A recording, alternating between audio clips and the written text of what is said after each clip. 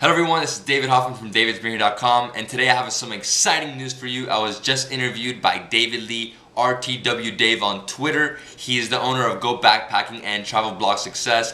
And David, right now he's in Peru, and he asked me if I would like to be interviewed on how to get press trips and how to get guides on the Kindle and Nook store. So how to make your guides electronic for Kindle and Nook. And we had about a 45-minute conversation this morning, and I basically shed light on how I go about getting press trips and how to explain to the tourism boards what I can do for them, send them pitch letters, proposals, etc., and how I get my guides onto Kindle and how I get them ranked on Kindle. Okay, so right now I'm going to show you the interview. It's about 45 minutes, so just sit here, get ready to hear it.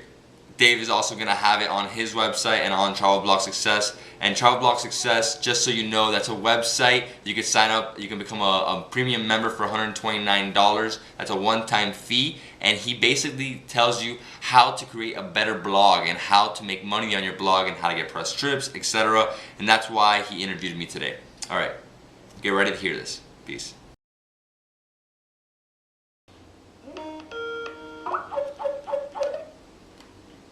Hello, Dave. Hey, David. Hey, what's up, man? Ready? Okay. So it's 10 o'clock, so I'm thinking this will go till about 10:40, but Okay. I usually just sort of see how it goes, so it could be a little longer or a little less depending on how we're doing. Okay, perfect. Yeah, I don't have anything else scheduled, so. Excellent. I'm just going to keep the introduction really, really short, and then I'll just ask you to give us some background since you'll be able to better speak about how long what you've been up to and how long you've been doing it and all that. Okay, great. All right. Okay. So,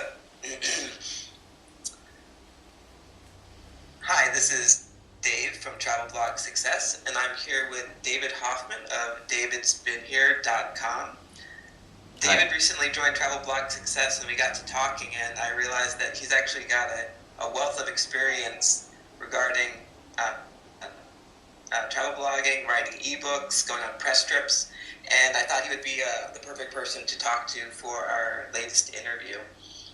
David, why don't you tell us a little bit about how you got started with travel blogging and what your focus is in terms of your blog or putting out your ebooks and stuff like that. Okay, great. Thanks, Dave. Okay, well, my name is David Hoffman, and I started a travel company called Davidsbeenhere.com in 2007. And what my idea was to create videos showing different locations, pretty much showing you what there's to do in each city through hotels, restaurants, attractions, nightlife, and day trips. And I did this for about 2 years, and after 2 years, it didn't really go as planned. We didn't understand how to make the money that we needed to keep this dream going. So I had to, go through a lot of ideas and try to figure out, how to make money with travel blogging and vlogging. And after, 2 years of doing that, I had about a 6-month, time frame where I just, started making ideas and thinking of how to get everything else moving so we can make money and obviously keep the brand growing and keep moving.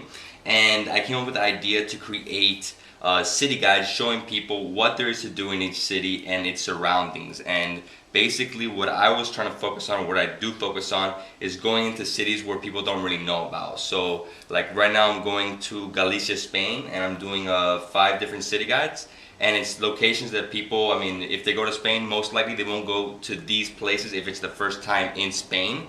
But that's what I'm trying to bring out. I'm trying to go to the places that they don't really know about. And I also create an unplugged series, a video series called Davidsbeenhere Unplugged, which is a reality series of me traveling from Miami to these locations. And each series is for each country or region that I visit. And during this, while I was doing this, we try to figure out, how do we maximize each ebook and how can we get it to the public in, all the different ways there is available at the moment. And we focused on getting it out on Kindle, and that's what we did last year in March. We put the first guide on Kindle. At the moment we have 34 guides on Kindle, and we're about to get everything else, all the guides on the Nook now starting in February. and that's pretty much. I'm just going through the everything I'm doing, but I know you're gonna ask me a bunch of questions, so sorry, Dave. Wow. Yeah, a lot of stuff. 34 guides. Yeah, 34 guides, and well, the guides, most of them I did this year, and then I am also redoing the guides that I visited before, but I didn't actually create guides during those 2 years of traveling. So we're redoing those guides and putting them together so we can have them out there for the market. Okay.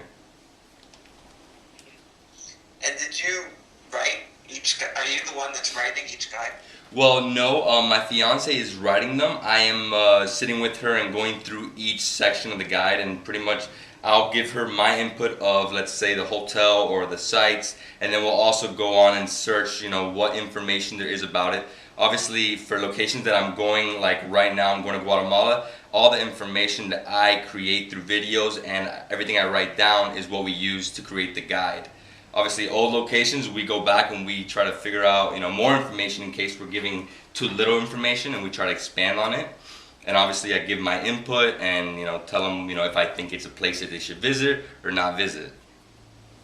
So you're basically you're leveraging one format to put out information in another format. You're creating you're planning for, and then you're producing these videos, and then you're using that same information to create the ebook guides.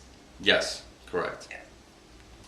And are you able to make any money from the video work that you do? Because that's actually, I'm not sure if that's exactly how I discovered you, but I do remember when I was in Ecuador in 2011, I was searching around on YouTube for videos of Cuenca nightlife, and I came up with one of your videos, and I thought, wow, there's someone actually out there who's been to this medium-sized city in Ecuador that not a lot of people know about, and gone to the trouble of producing a video about the nightlife.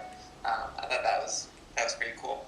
Thanks. Yeah, well, at the moment, what we're doing, the videos that we're doing, it's me basically filming myself with small HD cameras, Amino HD. I have a GoPro and I have the iPhone. But what I did in the first 2 years is I created those videos, as you saw, the Cuenca nightlife, and the footage that we have from those videos, we actually made a byproduct with it, and we sell the stock footage on Thought Equity Motion and BBC Motion. I got a deal with them in March of 2009, and that's how we made a product out of the footage. Now we also make money off the videos. If you put a video on YouTube and you get an X amount of hits, you become a partner, or they'll give you a deal to make money on that video. So I do have a Google AdSense partnership or a YouTube partnership, and we do make money with the videos through ads. So you're actually able to sell stock footage. That's definitely a good reason to be filming or taking video in high definition, right? Yes. I imagine they're not interested in lower quality. Well, yeah, see, the thing with them is that they're interested in super high quality, and luckily my partner, he has very good cameras, so you can't just sell any type of footage. It has to be certain type of camera you're using. They want to see the quality, they want to see how the cinematographer, the eye he has. So luckily he's a really good cinematographer, and we create really nice footage with it. And I mean, we have other ideas on different things we can expand with the footage, but that's a future projects that we're thinking about. Do you have any aspiration to be on mainstream TV? No, I actually don't. The only reason I say I don't is because I want to be my own boss. I want to just be able to, make money, enough money to be able to do this full time forever.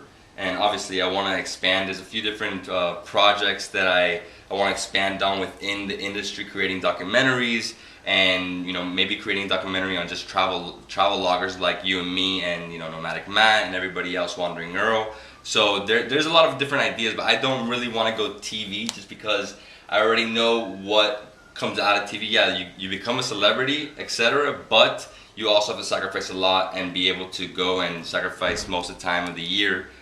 So that's the only reason why I stay away from TV. Right. I guess sometimes the grass is greener on the other side. You see people that are have gotten TV shows or are doing a lot of TV work, and you think that that's sort of the ideal place to be, but then you don't really know what they have to give up in terms of control over their own travel schedule. And I mean, on top of that, when Anthony Bourdain, when he travels, if you see how many people travel with him, it's about a crew of 9. And I don't know about you, but I can hardly travel with more than 2 people. So, traveling with a crew of 9 is very difficult, and that's the only reason why I think that I wouldn't go that route, just because, I need to be able to go to a location and, explore and see things, and having, 3, 4, 5, 10 people with me at all times will be difficult to do what I really want to do, which is explore cities and towns beyond, the original format of, go to Peru and you go to Machu Picchu, Lima, Trujillo, and that's it. Like, I like what you're doing, that you go in depth into locations, and that's the only reason why I would stay away from TV. Obviously it depends how much money they're offering, what they're offering. I mean, there's a lot of different ideas. I had an idea of just doing a show just on festivals, travel for, I don't know, 2 months straight, going to 12 different festivals, and there you have a show. So it really depends, on what the idea would be with the producer. But I mean, I'm trying to stay away from it at the moment. If somebody approaches me and says, hey, we'd love for you to make this type of show, then I would be, ready to hear what they have to offer. Mm-hmm. Do you do the editing yourself, or you said that you have a partner who does? It sounds like he's the cameraman. He's got the yeah, well, he edits, but I don't actually have him as my editor. I have another editor, a friend of mine that was editing for me in the past, and he edits for Univision, which is like the Spanish channel here in Miami. And I mean, he just edits for me part-time right now, because I don't really need to produce 100 videos a month. I really need to just produce 1 video per week. So we have part-time with him. See? I want to get into press trips, or how you can kind of negate some of the travel costs so that you can Okay. get to these locations. Okay. Did you when did you start proactively approaching tourism boards or companies and looking for opportunities to exchange services, your ability to promote their locations or company for free travel?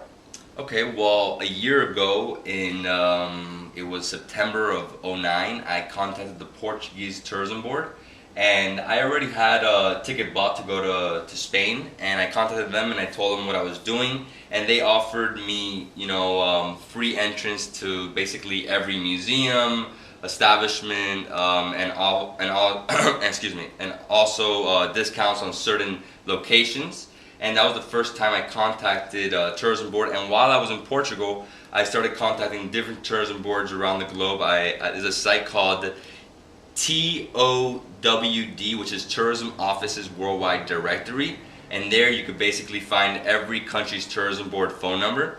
So I started contacting tourism boards through there, and I contacted the Jordan Tourism Board, and I told them what I do. I basically break everything down in an email, and then I also, after they tell me, please send us more information, I send them a PowerPoint breaking down everything, statistics, exactly what I'll do for them, how their country will be promoted, what's the reach, and then they'll come back to me and say, hey, we love your stuff, and Jordan did, and they were the first tourism board who invited me completely. So they paid for my tickets, they paid for my hotel, they paid for everything basically except tip. So everything I had to tip at a restaurant, I had to tip the driver, and that was my only cost on that trip.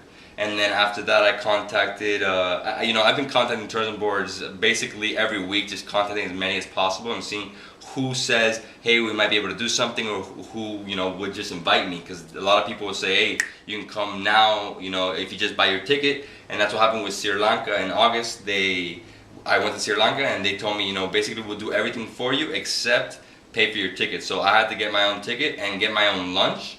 And the lunch was very cheap. I was spending about $2 a day for me and my driver to eat lunch, but I was eating in little Sri Lankan restaurants on the streets. And that was the beginning of contacting tourism boards. And now I have about 6 scheduled tourism board trips or press trips. And the main thing with contacting tourism boards, I know you're going to ask me a few questions about it, but it's just telling them exactly how you can help them and what you want to do.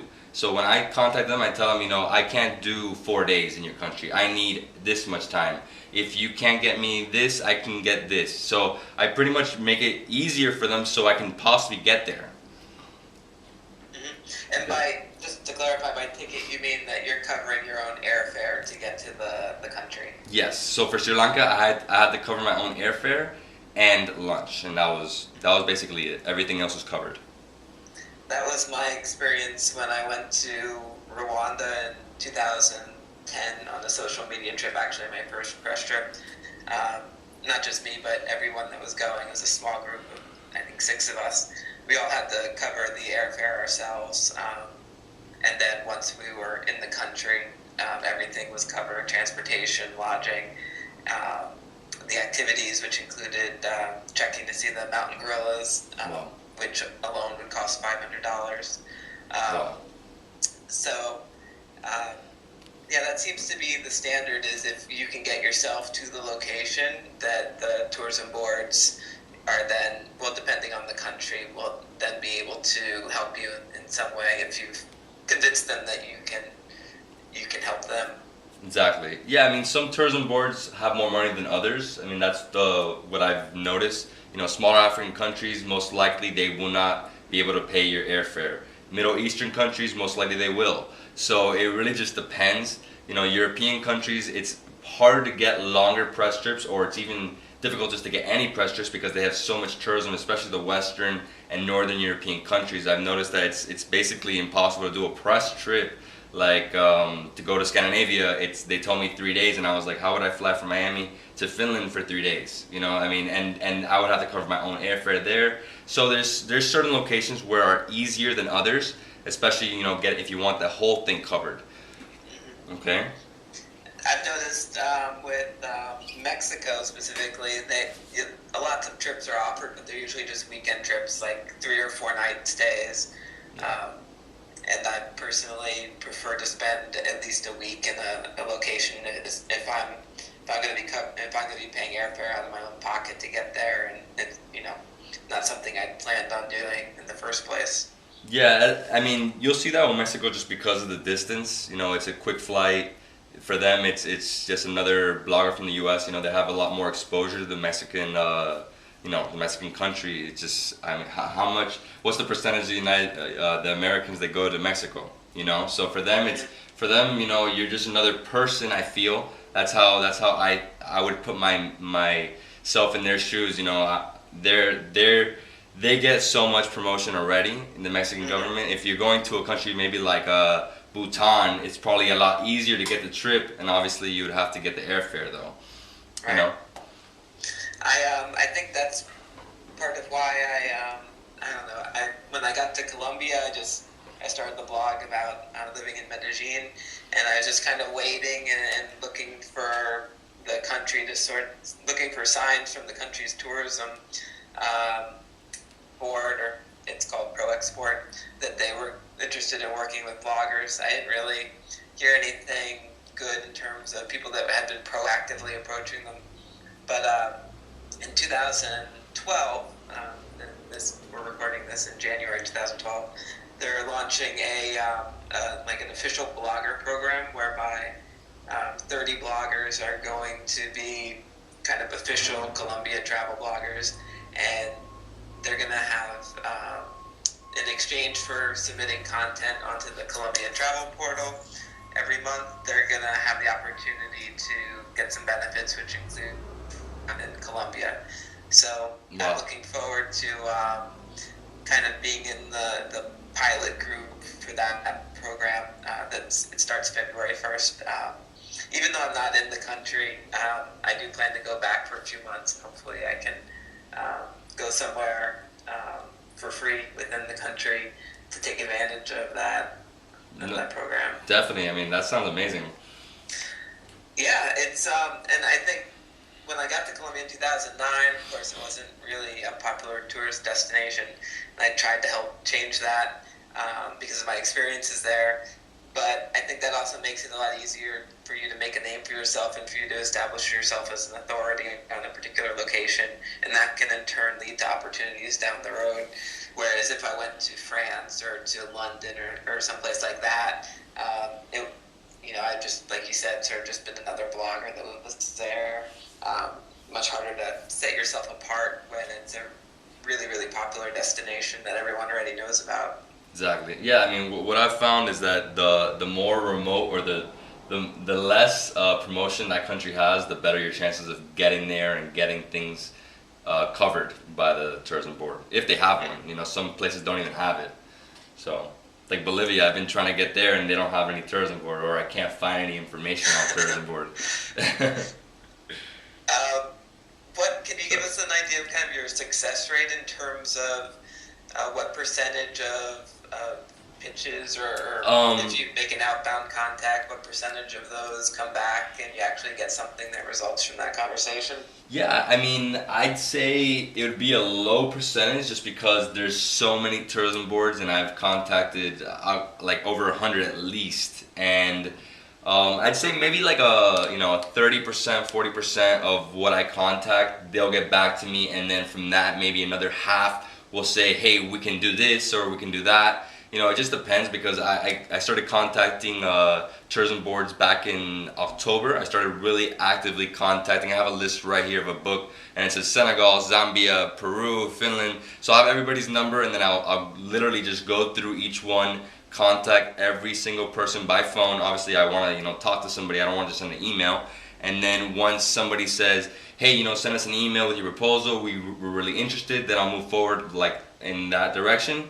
And then some people say, hey, we can do this, or are you going to be in the area? We could probably get you the tickets. So it just depends because like last month I had no idea I was going to go to Cyprus, and now I'm going to Cyprus, and it was just telling them, hey, I'm going to be already in Malta.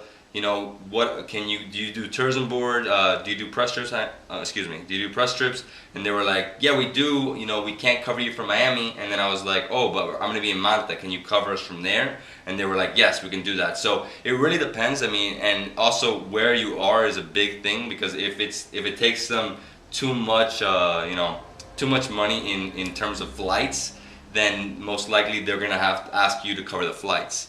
So I'd say a very low percent, but there's over 100 tourism boards, so I would contact as many as possible. Unless you want to go to a specific place, then you're gonna have to be flexible and go by their rules, and maybe go for less time. It really depends on the location, though. Have you found that it's easier to get? Has it gotten easier for you in terms of talking with? I think sort of fear of the unknown might be a barrier to some bloggers who have a sufficiently large enough audience to start approaching tourism boards and leverage that their blog or their audience. Have you found that it's gotten easier the more you've done it? You kind of sound like a pro at this point. Yeah, I mean, it's gotten easier just because I already know the routine. I already know that some people are going to tell me, hey, just send us an email. And I already, I go into calling every tourism board with no expectations at all. I had no idea that Jordan was going to just say in 1 week time, you're coming, here's your tickets, let's go. And then, some people that I really want to go, like to Zambia, and they don't even get back to me. So I would say don't have any fear about doing it. Just try to get out there and call as many as possible. You have this website, TOWD, that's the perfect site, and just go through the list of locations that you really want to explore, that you think that your audience will like. And all it is presenting them with the idea how you can promote them, exactly each thing. If you can make videos, show them where your videos are going to be posted. If you're going to do blogs, show them where your blogs. I mean, you just got to show them all the stats and show them what you're doing and why they should allow you to come and promote their country. I personally, at this point, I'll call every single tourism board, and I'll just keep calling. In some locations, I just gotta cross them off the list and say, I'll go there when I can afford to just pay everything myself, because they're not gonna bring me. So a lot of Caribbean countries, they have no press trips, or because they already have so much promotion. So I'm sorry, I'm going a little off, David. No, that's fine. It's you've obviously been at this for a little while, so you've got a lot of good information to share. Thanks. How long do you wait before you follow up with a tourism board if you haven't heard back from them? I usually wait about 2 weeks, and then I'll just say, hey, did you receive my email? I've never received a reply, or has anybody taken a look at it? So, I mean, 2 weeks is the max I'll wait. Usually people wait, a week, but I'll just give them some time. Sometimes somebody's out of the office, they're on vacation. Some countries, they have holidays every day, so it really depends on the location. So you already mentioned a few of the places you've been. I think you said Sri Lanka and you're going to Cyprus. What are some of the other destinations that you've been to and Jordan, and some of the other places that you've been to that have resulted from these discussions? Well, those are the only two that I officially went on a press trip. Now I'm going February 10th to Guatemala. And then from there I'm crossing the border into El Salvador, and both those countries cover me completely within the country. The only thing is I had to get my ticket to get there, so I combined the trips. So I have, going into Guatemala, I have to pay that, and then coming out of El Salvador. So that was basically my only cost. And then when they drop me off, when Guatemala leaves me in El Salvador, I have to get my first night, because if I didn't get my first night, then I would cut an entire day off. So I had to pay the hotel for the first night. I mean, that's basically my only cost. And then after that, I come back to Miami, and a week later, I'm going to Galicia, Spain. And the tourism board basically could help me with everything, except they couldn't pay for anything. So they can give me, all the passes for all museums, castles, etc. And then they gave me contacts for hotels, restaurants, etc. And then I had to contact everybody from there. Okay, and then after that, I'm going to Malta for sure. That's confirmed with the tourism board. And they gave me a certain amount of nights on Malta. And then I wanted to go to Gozo, which is the second island. And they couldn't give me any extra nights. So I contacted a hotel there. And, I do exchange of services. I promote you in this way. And you give me X amount of nights. And that's one of the ways I've been able to, travel extensively, because I've been able to get the free hotels, cover the food through restaurants, promoting them, through a video, putting them in my guide. So that's basically how I've broken it down. And those are so right now it's Guatemala, El Salvador, Malta, Cyprus, and I'm going to Andorra. And the tourism board also there, they didn't offer me anything. They got me free entrance, and they gave me contacts. So that's why I said European countries is a lot more difficult to get like a press trip. But at least they can help you and point you in the right direction. Maybe they can tell you the contact, and then you just say, hey, I'm doing a trip with the tourism board. They told me to contact you. This is what we need. So you gotta just figure out how you can. Obviously some people don't want to promote hotels. I'm into that. I like it, and especially because I stay in great places and I don't pay for it. That's a benefit. If you're gonna pay for your hotels and your food all times, it's a little difficult to travel extensively.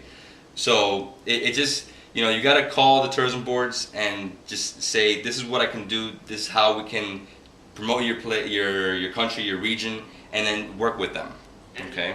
And that's the number one thing. You just got to be patient, because some people, especially the Spanish, took them a month to get back to me, but then they were like, hey, we can help you, this is the context, these are the hotels we suggest, this is the places, and these are the names of the managers. So it just, you have to, get ready to adapt to every situation. Can you give us an idea, sort of what kind of coverage or a typical hotel would want in exchange for staying there for free? Like, what's the bar set at in terms of? Is it just mentioning them on Twitter and Facebook? I know you have a big Facebook following. How much do you offer them to get those yeses? Okay, well, the success rate with the hotels is about 30%. So out of every 3 that I contact, I'll get 1. So I always try to have a list for each city, and then what I offer is that I'll put them in my guide exclusively. That's that's the biggest benefit for them, being in the guide exclusively, and then being featured in the video. So when I'm traveling, making my Davidsbeenhere Unplugged series of, let's say, Galicia, Spain, in the video of, I don't know, Orense, like I basically make a video per day. So I'll film a little bit of the hotel, and then maybe get the the manager or the owner to speak about the hotel, and get an interview, and he'll be included in the video series. And you know, the main thing I've noticed is people, they really want to see what you have done. So at this point, I can tell them, you know, I've been to X amount of cities, and this is how many hotels I've been to. This is where they've been featured,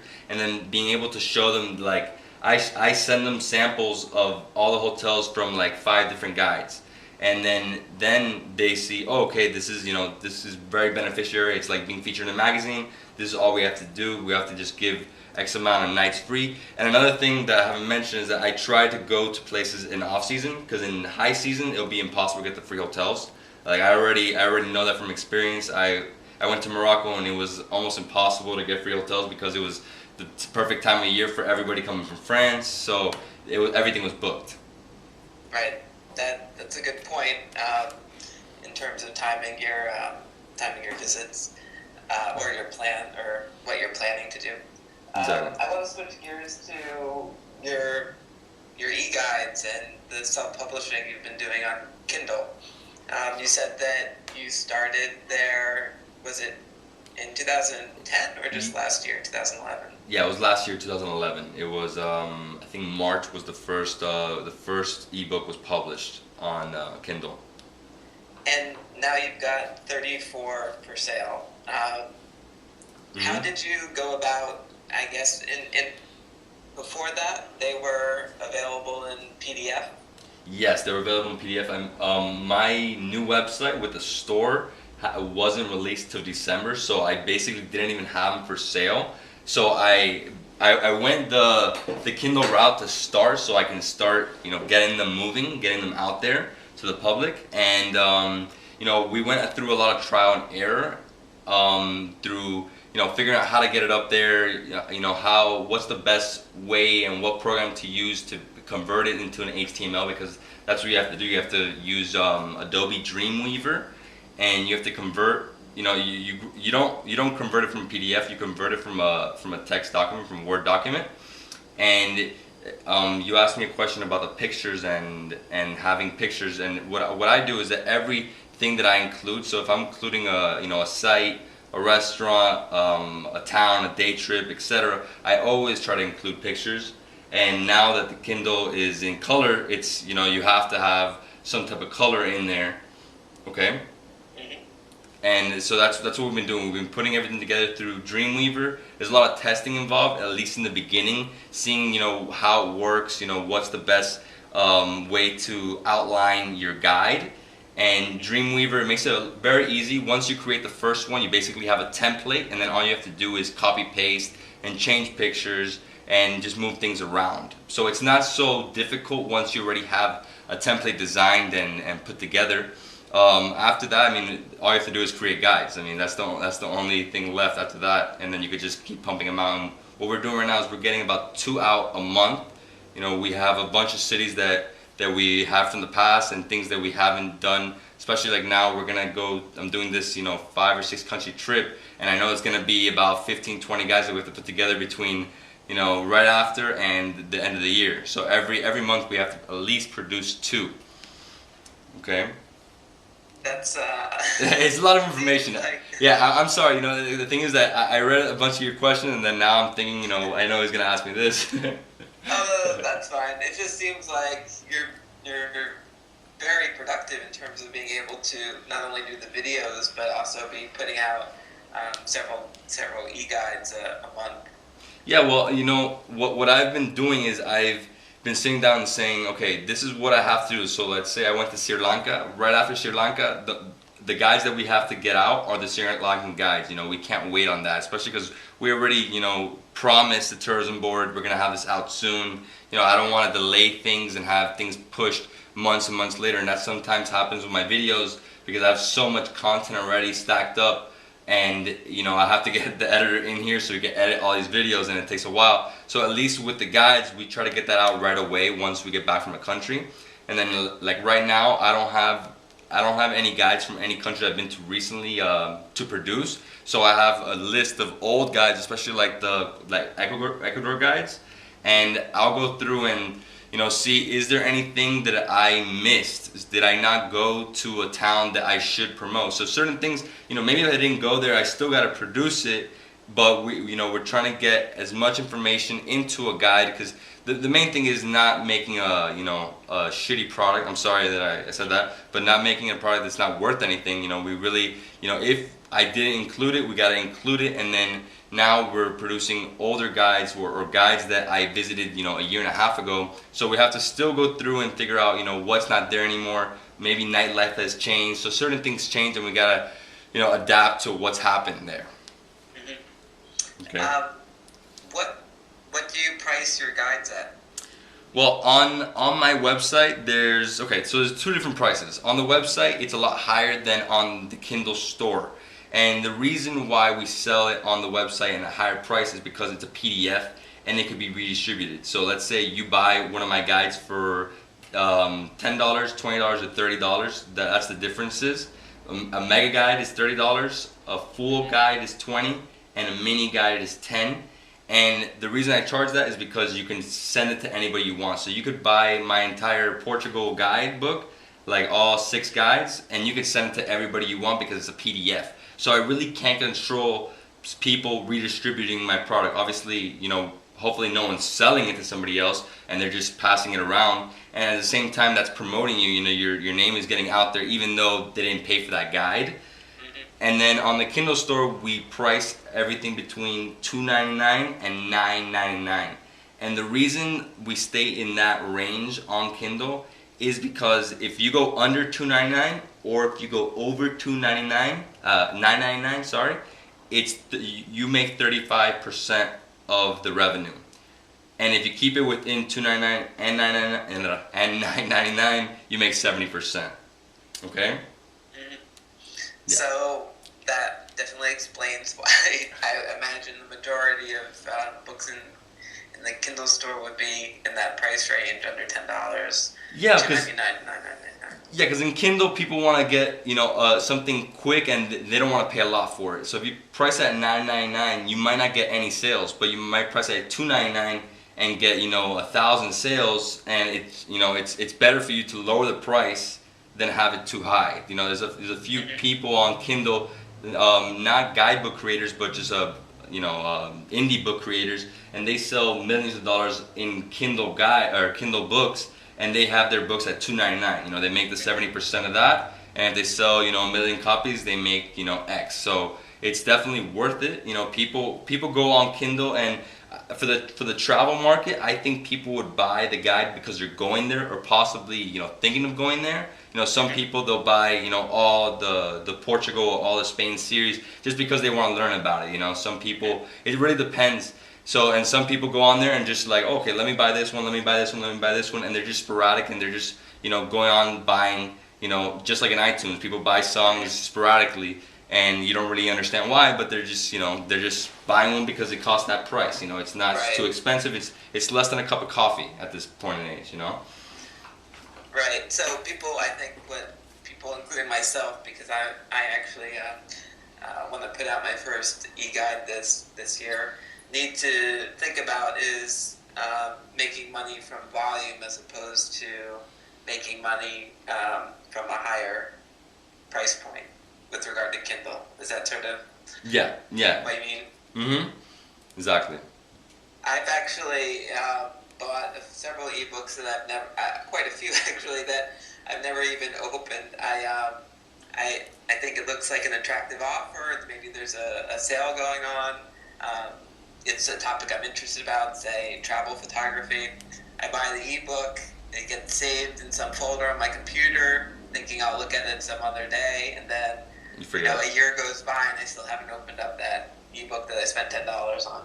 So I definitely think that's happening too. It's just so easy to buy it, and if the price is not too much, then people will buy it and they won't even care if they ever read it. Exactly, and that's what's happening on Kindle too. It's actually better to put it on the Nook, or it's at the moment travel guides are selling more on Nook. We've noticed that. We put one guide out there and it's sold a lot, and we don't even have reviews. We don't have tags. There's a few different things in order to get your guide ranked or your ebook ranked.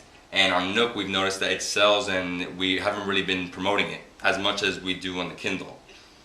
What are some things that you've done in in terms of once you got the ebook listed in the Amazon Kindle market, were there some things you've done in order to promote it or to improve its ranking in terms of where it comes up for that particular location? Okay. Okay. One thing about putting on the Kindle and the Nook is that you have to also see the competition. So if you're gonna put out a Rio de Janeiro guide, there's probably another 100 guides out there of Rio de Janeiro. So if you're putting out, let's say, Trujillo, Peru, there's probably one or two. So for you to get ranked really high for Trujillo, Peru, it's gonna be a lot easier than in Rio de Janeiro.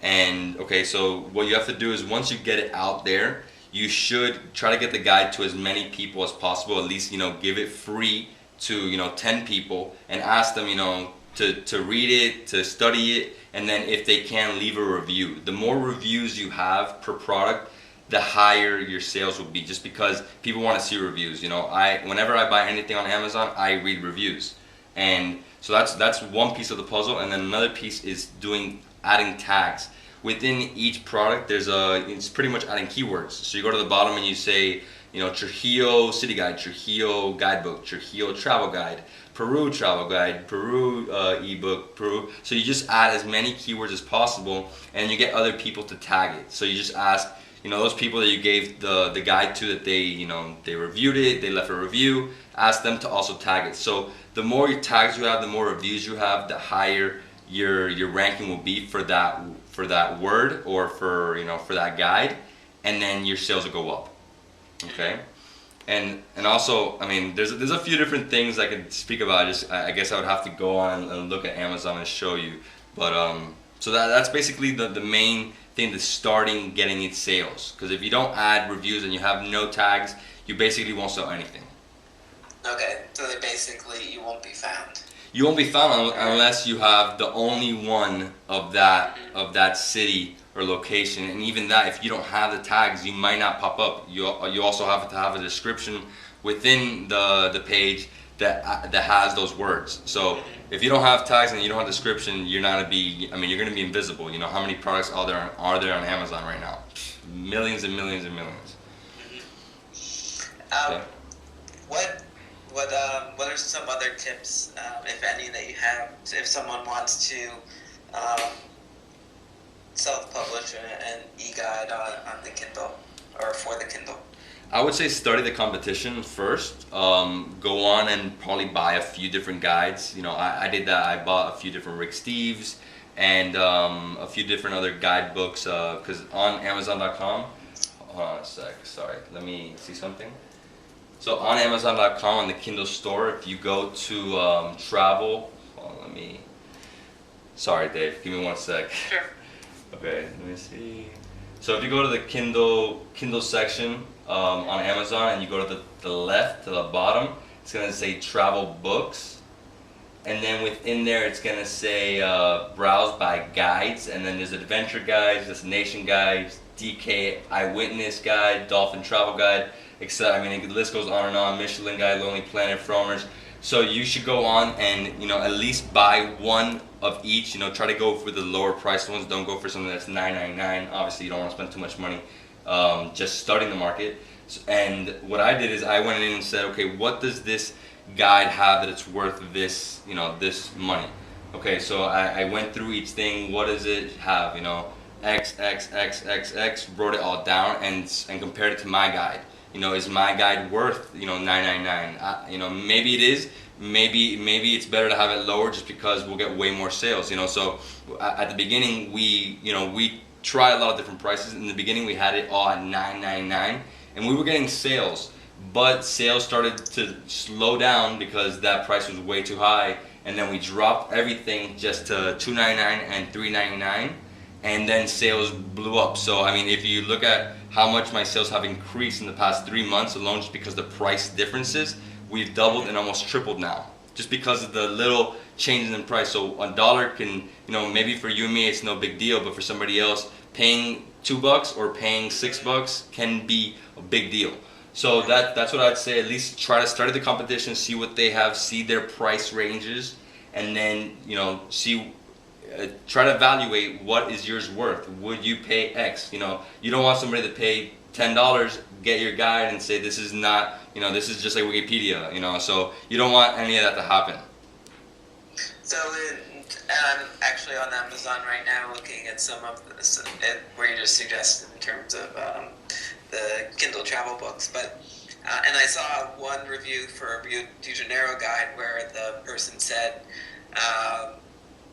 basically it was useless and they gave them 1 star, and that was the only review for the ebook. So that's exactly what you don't want to happen. Does pricing lower reduce the chances that someone's going to leave a negative review? What do you think? Yeah, I'm pretty sure. I mean, if somebody pays $9.99 for something and they think it's useless, they'll definitely leave a bad review. You know, one thing you have to understand about Amazon, that if somebody loves your product, most likely they won't leave a review. If they hate it, they will leave a review. So you might see a lot of products with, you know, 10 bad reviews, and the problem is that it's probably sold way more times, but whoever has, you know, enjoyed it, they might not leave a review. So and it definitely affects sales. I've seen it. Some of mine that got bad reviews, we saw it, we read the review, we went through the guide, understood where the problem was, and now we're gonna take it down, redo it, and put it back out there. So you know, you gotta basically, you have to see what what everybody thinks about it. You know, get it sold first, see what they think about it, and that's why I say try to get it to as many people as possible first for free, to see what they think about it. You know, you don't want to put something out there that they think is garbage. Right. Is there anything you can do about a negative review once it's out there? The only thing you could do is try to get some positive reviews. And you know, if you get more negative reviews, I would say take it down, have it off, you know, Amazon for at least a few weeks, and then, you know, fix it up and put it back out there. Because if sorry, tell me. I was just gonna say, when you take it down and then you fix the issues that you think are causing the negative reviews, and then you put it back out there, are you still putting it back up there with the reviews? No, because once you close that page, like once you don't have the product for sale anymore, that page pretty much dies, and then once you upload the new one, it'll be a different page. So you'll start off again with 0 reviews, 0 tags, 0 of everything, and then you just gotta rebuild on that. Okay. Yeah. So negative reviews really kills. I mean, I've noticed a huge difference. Ones that sold and they got bad reviews, they didn't sell anymore. Okay. Interesting. Yeah, there's a lot to it, but basically I'm trying to break everything down as much as possible. Were there any websites or ebooks you bought specifically for learning how to self-publish and market on Amazon? There wasn't, but I know of one book that I'm actually gonna buy. My cousin was telling me about it last week, and I'm gonna buy it now. It's called How I Sold 1 Million Ebooks in 5 Months, and it's by John Locke. And basically what this guy figured out is he figured out how to get a following of people through Twitter, Facebook, and YouTube, and mix all of them together. So basically he was making a video for each one, telling everybody, hey, my next book is coming. So basically getting everybody ramped up. And I mean, right now I'm looking at it, and the book is hold on one sec, sorry, let me see. So right now it's it's ranked 4,351 in Kindle Store, and that's another thing that you could see, you know, what your book ranks, and that's fantastic, because then you know it's selling a lot, and then it drops off, and then you know something's wrong. So, but this book alone, I heard that it's really good, and it could really help you at least getting everything, you know, moving. Okay, and yeah, I see. And now I'm reading. And this is another thing, is that when you start seeing a lot of bad reviews that are like the latest reviews, that can really kill a product. Mm-hmm.